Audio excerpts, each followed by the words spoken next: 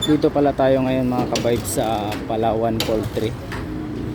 So, bibilihin na pala tayo ng mga buto na ating itatanim. Ano masarap? Ano po, talong, sitaw, Talong, ampalaya, silihaba. Sila nga pala sa pala. Ano pong meron? Wala. Yan lang sir. Ay, walang ampalaya. Wala. Sita, wala din. So yan mga kabaybs, ito lang pala yung nabili natin, yung silihaba at saka talong. Pala silang ampalaya at saka sitaw. So bibili na lang tayo doon sa ibang bilihan ng mga buto.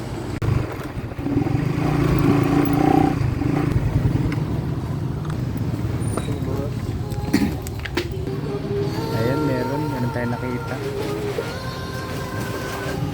Ano? Ano po, buto ng sitaw at saka buto ng ampalaya.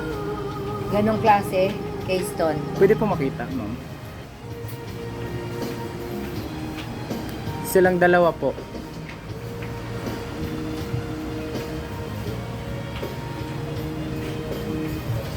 Dito po, dalawa. Pwede po makita. Sabi mo makita. Ay. Joke lang.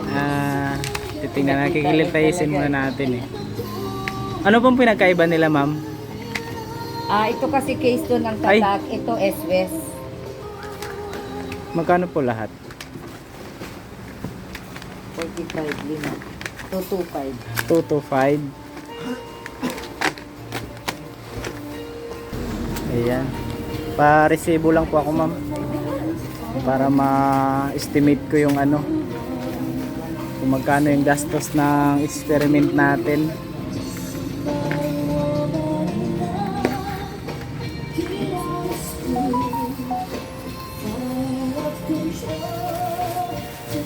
Ayan, bali nakompleto na yung itatanim natin. Pupunla na natin to. Saan ka nag-aral sa Borlan? Saan po? Borlan? Ay, hindi po ako nag-aaral, ma'am. Bakit may experiment? Small content creator kasi ako.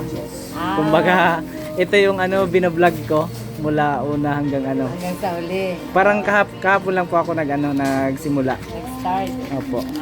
Okay. Oh. Vlogger ka Baka pala may eh. gusto kong batiin. Sige. Thank you. Ayan, kompleto na yung natin.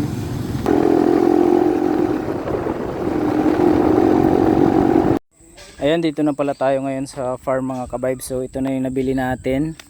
3 sachet na ampalaya. Tapos silihaba isa, sabay 2 sitaw at saka talong. Ito lang pala yung nahanap natin na bulok na dayami. Ayan o. Kataba din ito. Ito yung bulok na dayami. Organic talaga ito. Bali imimix natin ito doon sa lupa na pinunla na pupunlaan natin.